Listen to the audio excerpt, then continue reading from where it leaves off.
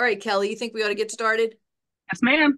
I agree. Thank you, everybody, for being on here, hopping on our webinar today. This is a really super important topic and one that's really timely and one that you really need to know about. And we are really appreciative that Kelly brought this to our attention just a couple weeks ago. And we're very excited to have Kelly Manchester here. She's the president of Corp One, and also Herrick Lidstone, who is an attorney. And he is going to be filling in the gaps, and we're going to be discussing this whole thing. When I first heard about it, the one of the things that piqued my attention, of course, was the teeth that go along with this particular act. And there really are some. So it's going to be important for you and your business that you pay close attention here today.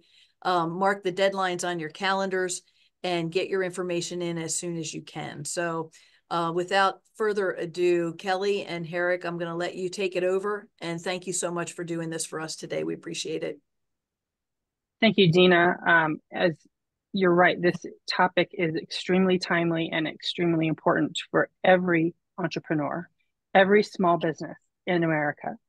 And that's why I think Herrick and I and everyone in our collective industries, whether you're banking,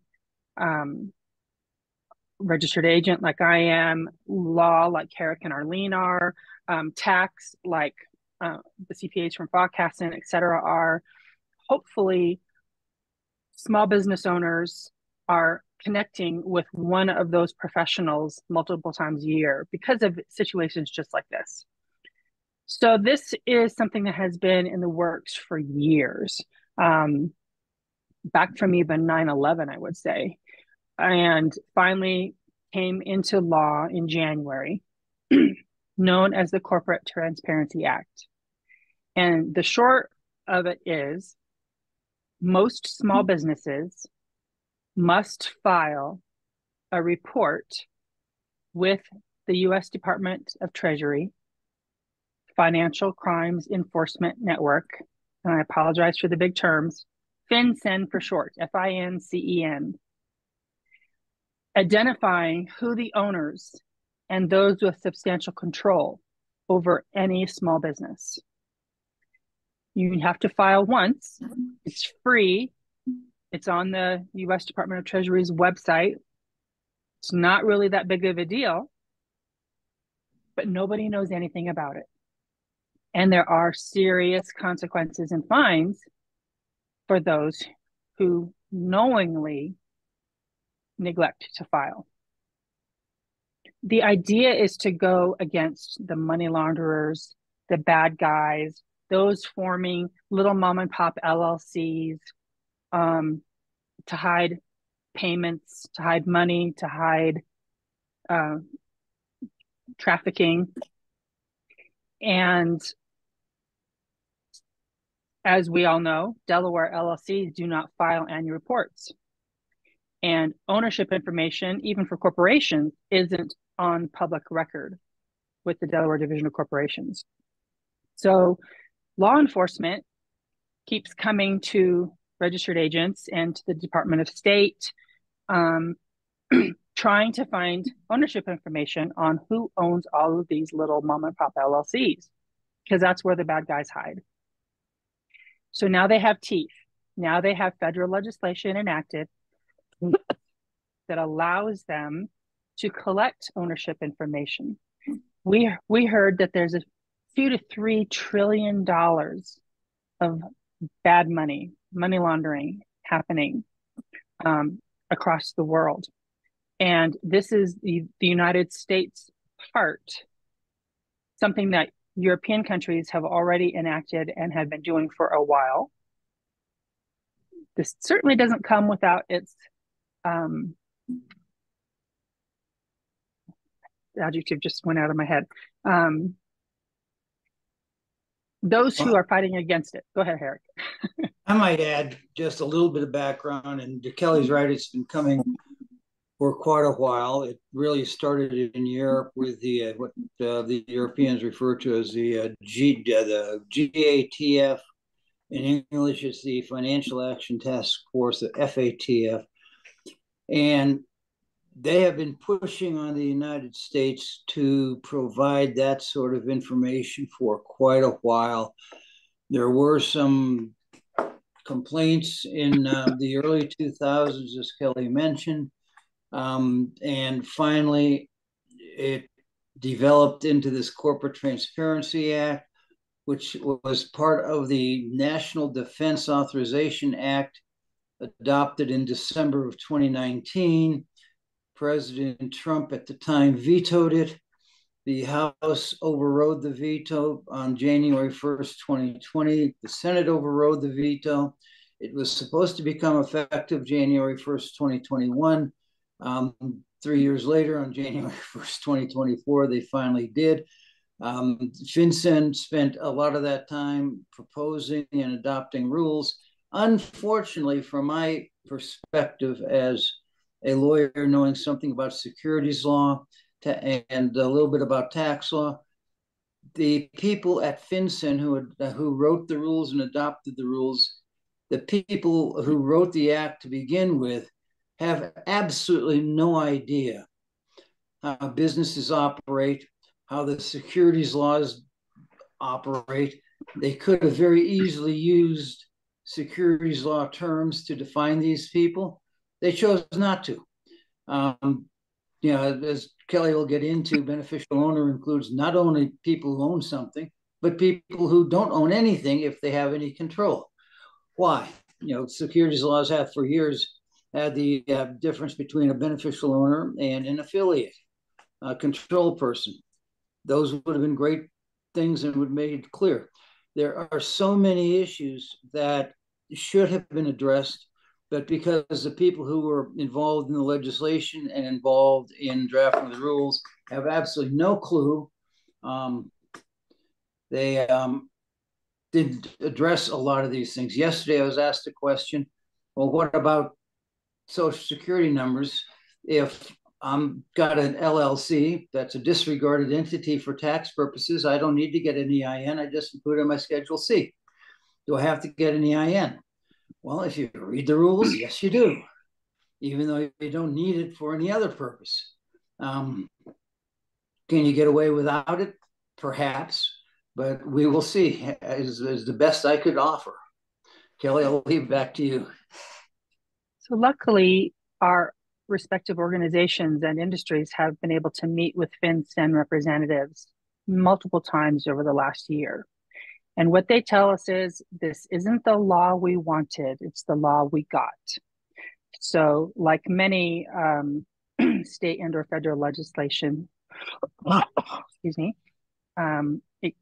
it evolves through a series of amendments, and people give things to get things. So it's not what we wanted, it's what we have for now. And as we know, it also is being challenged, and Eric will talk about that shortly. The message we want to get out to all of you small business owners, and we hope that you use today's information to continue to talk about this when you're at chamber mixers, when you're at networking events, when you're at dinner parties. Hey, do you know that most small businesses will have to file this report with the US Department of Treasury before January 1, 2025. So existing companies prior to the law, which was January 1, 2024, companies in existence, and it doesn't matter what type of company, if it's a company filed with the Division of Corporations, LLC, LP, corporation, etc., you have 1 year to file. If you filed after January 1, 2024, you have 90 days to file. Very, very important, because that 90 days is cranking up. Sorry, I'm just getting over bronchitis. So anyone that may have formed a corp or an LLC or an LP or an HOA or family trust or et cetera, or a nonprofit, some nonprofits, you must file this report within 90 days of the formation of of your new company. Again, to be clear, the 90-day period only applies to companies formed in 2024. As the law currently exists, if someone is formed January 1, 2025, that 90 days drops to 30 days. Thank you for that clarification. Yeah, they gave us a leeway for the first year to get our ducks in a row, and then after that, they think we should know what we're doing and make sure we file within 30 days. So let's talk about who should file. You must designate ownership of a company, and correct me if I'm wrong, I believe it's 25% or more ownership in a company, and or anyone with substantial control of a company. So you may work for a solo entrepreneur, but you are the CFO or the corporate secretary or the right-hand person, and you make most of the decisions, or somebody next to you makes most of the decisions, even though the person on the left is the owner. You must designate anyone with 25% or more ownership and anyone with substantial control over the company. Anything to add to that, Herrick? I'm just going to add that Kelly uses the term ownership, which is exactly correct. The problem is, once again, they choose not to use standard terminology, standard definitions of ownership. They would include in ownership unexercisable option, conversion rights. If you're a lender and the business has to go through the lender to make certain decisions, that would be determined, a determination of ownership. It is not a normal definition of ownership where you've got different classes of shares. I think you're basically working on, normally we'd be working on 100% ownership calculation. My best conclusion is we're working on a 25% out of a 200% ownership calculation, because especially for companies with a more complicated, if it's a simple capital structure, I've got a family LLC with my brother and my sister and I as owners. That's pretty simple. But when you get a more complicated capital structure, the ownership calculations become much more complicated. The good news is FinCen recognizes that, and there is that small entity compliance guide that Kelly has referenced at the end of her paper. And that provides some good information, but not complete.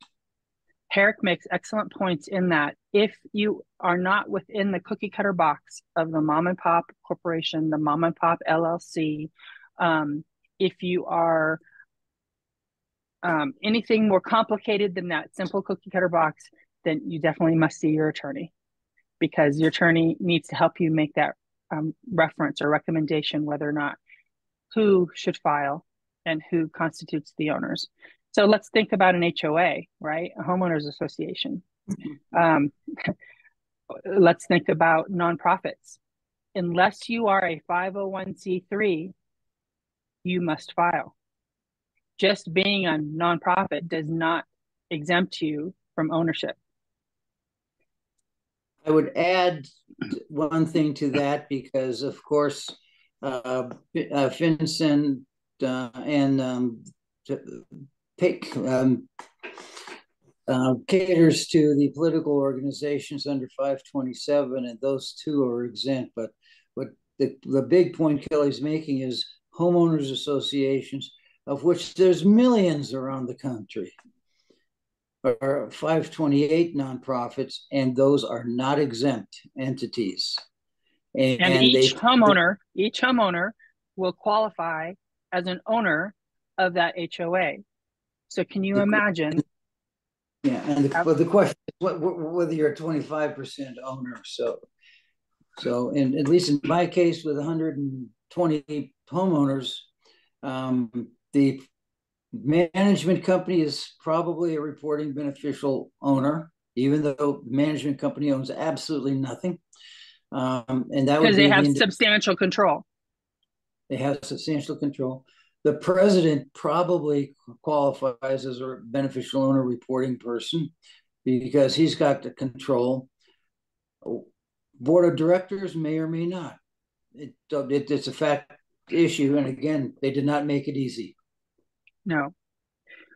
So because there are so many nuances, we're trying to keep this discussion today in the cookie cutter box: general mom and pop entrepreneur, general LLC group of owners, general corporation group of owners, because there will be nuances to which you need to go see your attorneys and get a legal opinion on specific circumstances if your situation is more complicated. Any quick questions before we continue on? I want to make sure we are responsive. Arlene.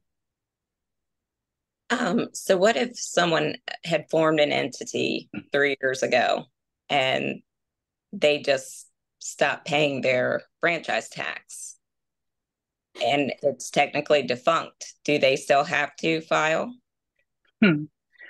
Officially, yes. When was it? When was it formed? I'm just giving an example because I have clients who form it over the years and then they don't pay their franchise tax because they decide, oh, it's too much of a headache, so I'm just going to let the LLC go. Well, it's an important. The date's an important question. Under the rules, and we're going to show a total goof up here, but under the rules, an inactive entity is exempt from making a filing. An inactive entity, according to the rules, is, among other things, there's about 5 characteristics that have to be met, but one formed before January 1, 2020. And it doesn't have more than $1,000. It's no other assets, no ownership changes, that sort of stuff. So under the rules, that inactive entity is an exempt. It is a reporting company, even with a dissolution or a delinquency, but it's an exempt reporting company. Under the statute, is, in my book, 100% clearer and different than the rules, because there is no January 1, 2020 date. The statute says any entity inactive for a year or more. And then it goes on to similar definitions of inactivity. So the rule, I think, really imposes a burden on people. I have researched and answered questions in a number of situations about delinquency, about dissolution. Go ahead and dissolve yourself. In both cases, I believe Delaware corporate law and LLC law is similar, but under the Model Acts, under the Colorado Act, under California law, a dissolved entity continues in existence. A delinquent entity continues in existence. So if the inactive entity exemption does not apply, a dissolved entity has the pleasure of continuing to report. There may be a few changes, and that's the good news, but yes, it has to report, make the first beneficial ownership information report, and then to the extent changes occur that require an amended beneficial ownership information report, they have to make that. As I told you, I don't know what FinCen was thinking when it adopted that rule. And that's just one of many. Yeah. They could have been more helpful to us. Let me put it that way. So let's talk about the 23 types of exemptions that there are that say that you do not have to file. Publicly held companies, because they file reports with the Securities and Exchange Commission, like Eric alluded to, as well as broker-dealers, exchanges, clearing agencies, and investment companies that are registered or licensed under federal securities laws. Those types of companies do not need to file. Tax-exempt entities like 501c3s, like we discussed, certain banks, credit unions, and other licensed financial institutions, large operating companies that employ 20 or more full-time employees in the United States with a physical presence in the United States that has filed tax returns in the United States reflecting gross receipts or sales of more than 5 million. So again, large companies, 20 or more full-time employees with more than 5 million gross receipts. May I interrupt right there, Kelly? And again, I hate to be technical, but I presume that's one of the reasons you invited me to join you. But the 5 million comes both from the statute and the rules. The rules, the statute's pretty clear, talks about tax returns. The rules, of course, adopted by FinCen, aren't nearly as clear. So when you're talking about this is what we refer to as a large operating company exemption. There are some nuanced differences that in people on the border edge of it may have some concerns about. Number one. Number two, the 20 people, the 20 employees, a lot of people are using professional employer organizations right now. Guess what? They don't count. They're not your employee. One client of mine is a large operating company. It operates through a subsidiary. Guess what? It's not their employee. So again, we're trying to keep this within the cookie cutter for the benefit of the mom and pop entrepreneurs who are in the chamber. And yes, there are other scenarios in which are much more complicated that they definitely need to seek the advice of their attorney, but keeping it within the cookie cutter for the discussion today. A beneficial owner. Let's discuss who is an owner of a company. Any individual who directly or indirectly either exercises substantial control over a company, owns or controls at least 25% of ownership interest in that company. Substantial control includes a senior officer and any person who directs, determines, or has substantial influence over the important decisions made by the company, whether control is direct or indirect. Ownership interest includes any instrument convertible with or without consideration, including convertible securities, options, warrants, and other instruments. There are 5 types of exempt owners from the beneficial owner rule. A minor child is one. An individual acting as a nominee, intermediary, custodian, or other agent on behalf of another individual. That makes sense?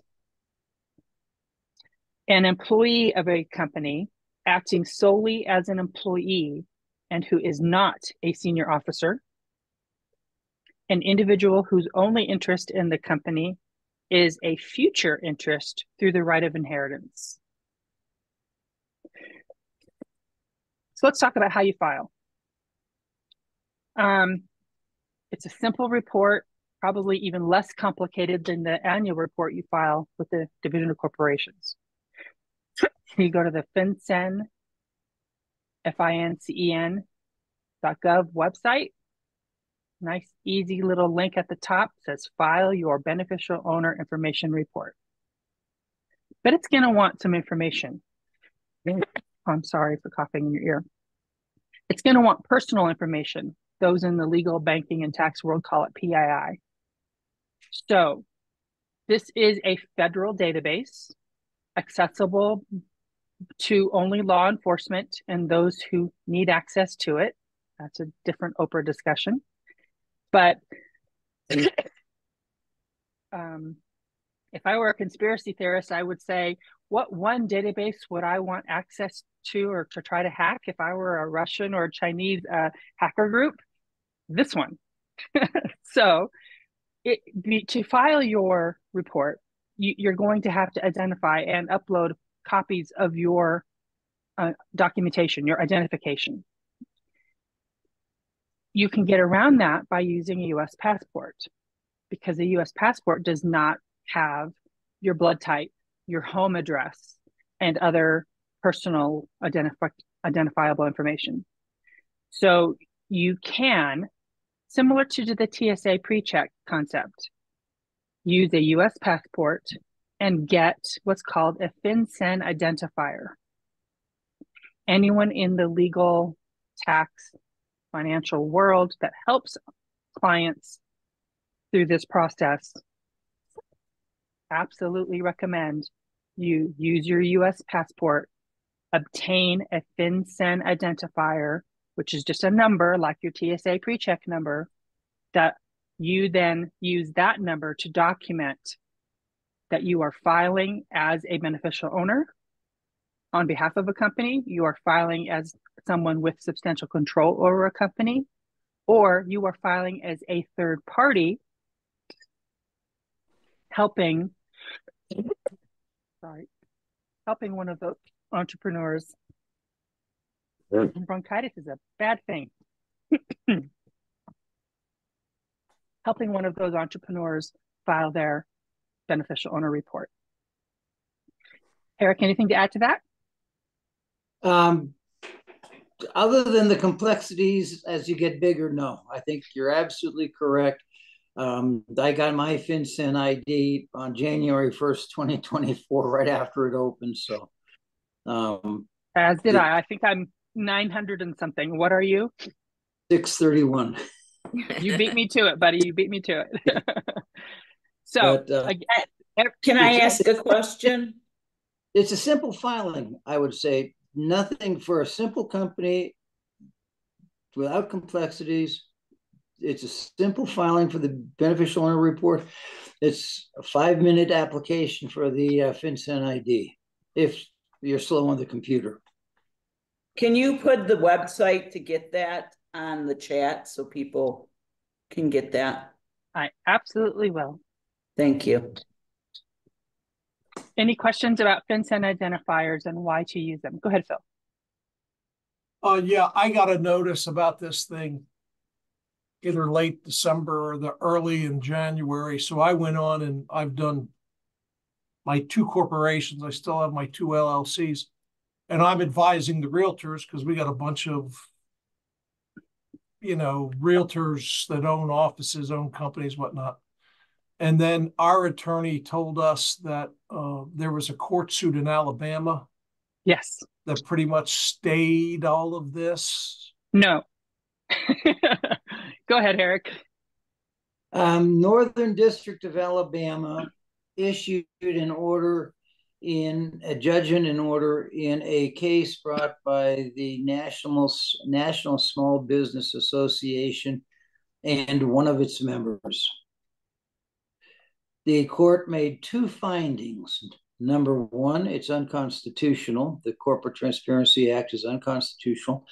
Number 2, it enjoined the FinCen from enforcing the Corporate Transparency Act against the plaintiffs, being the National Small Business Association, and this guy named Isaac Winkles and his businesses.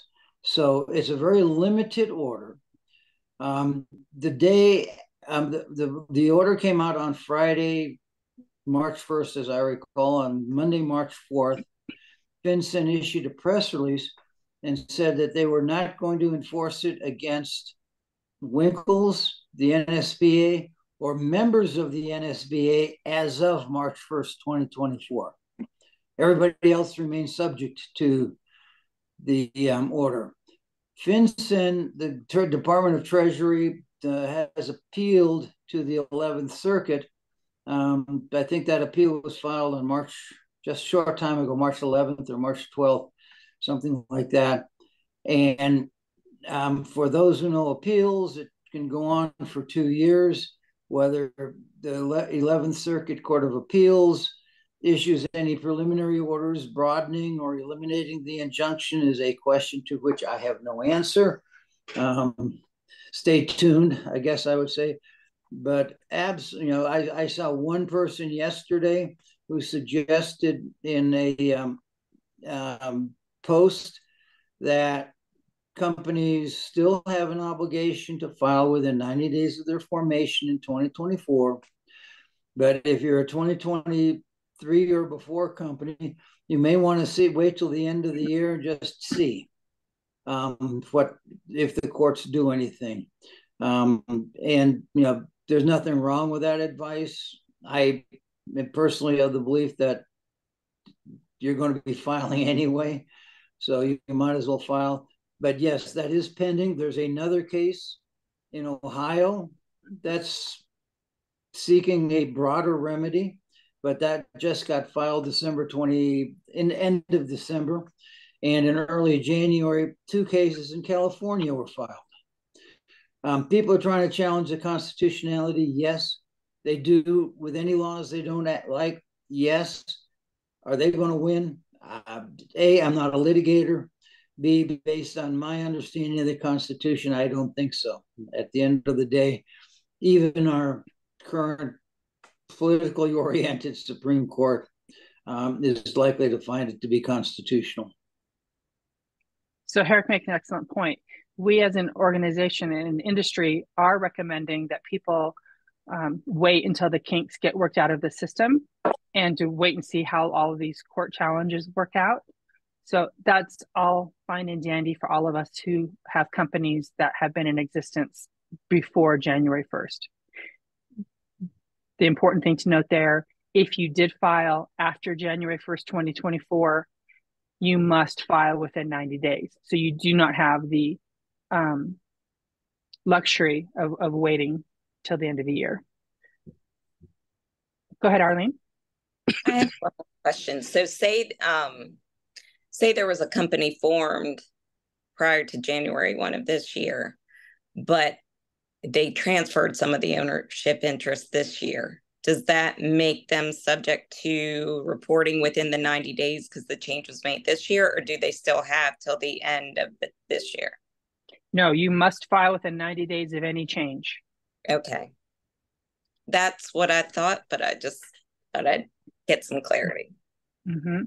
If you file a name change amendment, if you change ownership structure, if you change ownership, if any substantial change in the company, you must file a change within 90 days of that change.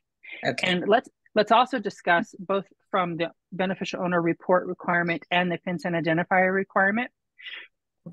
Pardon me. Once you have your FinCen identifier, and once you file your beneficial owner report, you are obligated almost for the rest of your life to keep your FinCen identifier up to date. Even if you leave substantial control of that company, even if you leave the industry, and even if you go into a nursing home. Again, right now it's the legislation we have. It's not the legislation we want. And these are some issues that we keep bringing up to the FinCen organization to say, when I'm old and senile and I'm in a nursing home, I'm not going to remember to keep my FinCen identifier information up to date. And feel free to come after me with the penalties, but I'm not going to know it if you do. I'm being silly. However, the point being made, they realize that they have to create some rules to allow us to sunset a FinCen identifier, as an example, because now I'm done being a commercial registered agent, and now I'm going to go work in Costa Rica, on a farm, because I'm going to get Zen. I should have the ability to sunset my FinCen identifier. Go ahead, Harry. Kelly makes good points there. One thing I would add is that, as we have suggested, or I think Kelly said before, there are criminal and civil penalties for inaccurate beneficial ownership reports, inaccurate information. Those penalties are applicable not only to the entity, they are applicable to the people who supply information or who are required to supply information to the entity so that the entity's report can be accurate. Thus, where I'm a company applicant, I've got to keep my information up to date. Where I'm a beneficial owner, I've got to keep my information up to date, and I'm subject to penalties if I fail to do so. and they're both civil and criminal penalties, as Kelly points out in her paper. Deborah, were you going to have a question? Is that why you came online? No? Okay. Hi, I'm sorry, I don't have one. That's okay. Any other questions or hands before we continue? Okay. Of course, Eric and I are always available through the chamber for questions. As we were discussing before we started the Zoom, for the majority of us, small business owners, we have 1 year to file. This will be something that we hope the chamber will continue to bring to the forefront for all of the membership. The first time I held this, we had 5 people. Now it looks like we have about 20 people. We still have a very large chamber to get this message across to, right? So hopefully we will continue to bring updates as it happens within the industry to the legislation, and just help keep the message alive within the chamber so that the small business owners that have to file will make sure that they meet the deadline. Anything to add or questions before we wrap up? It's very complicated. We have an information paper that the chamber has that I'm happy to email out to everybody. Reach out if you have any questions. Hi. Yeah. Thank you so much. Deborah, go ahead, Deborah. Hi, I'm Laura. Sorry, Deborah's right here. But I see you guys are recording. Are we able to get Yes. the recording of it? Perfect. Thank you. Yeah, it'll be up by Monday. Okay, thank you. Anybody else have questions?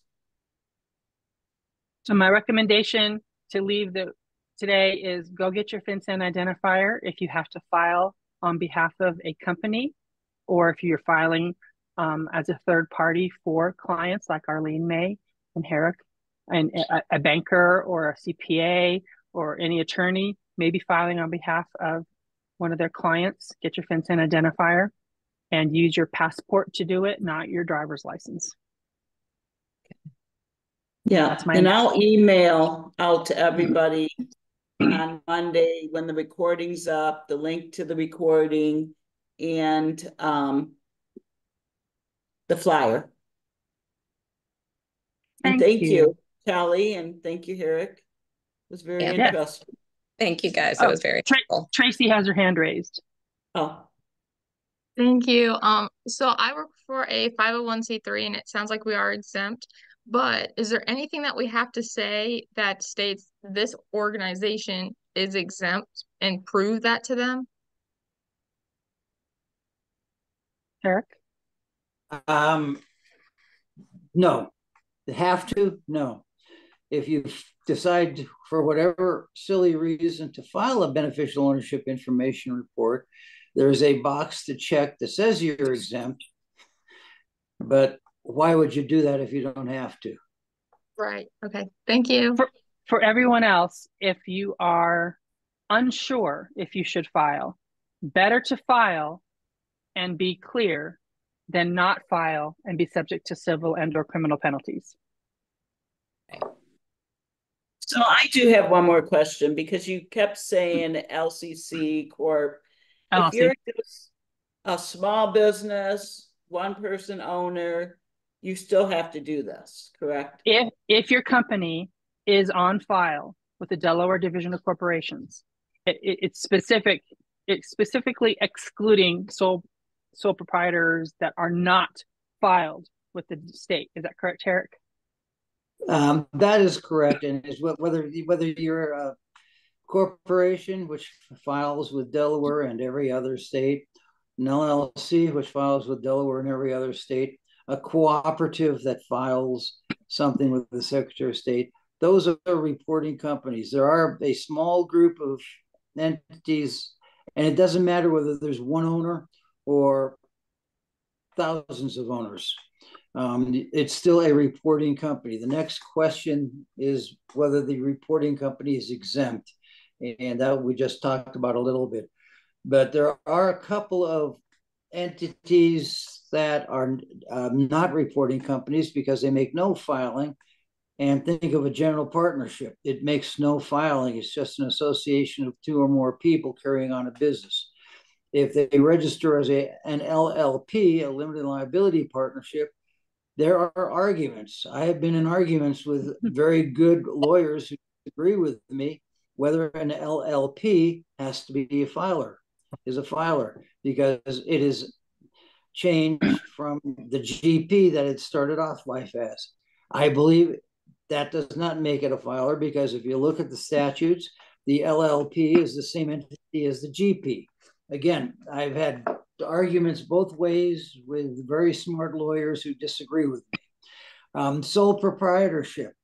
You're just working for yourself, and you may have employees, you may not, so on and so forth, that you are not a reporting company. Because you did not file your entity with the division of corporations. Right. If you're a LLC, a single member LLC, which is a disregarded entity for tax purposes, you're not disregarded for beneficial ownership reporting purposes. You need to make your filed. Okay. Well, thank you. This is very interesting. Thank you all. Hope to talk to you again mid-year or towards the end of the year. Yeah, thank you. Bye-bye. Bye, everybody. Thank you for showing up. Thank you.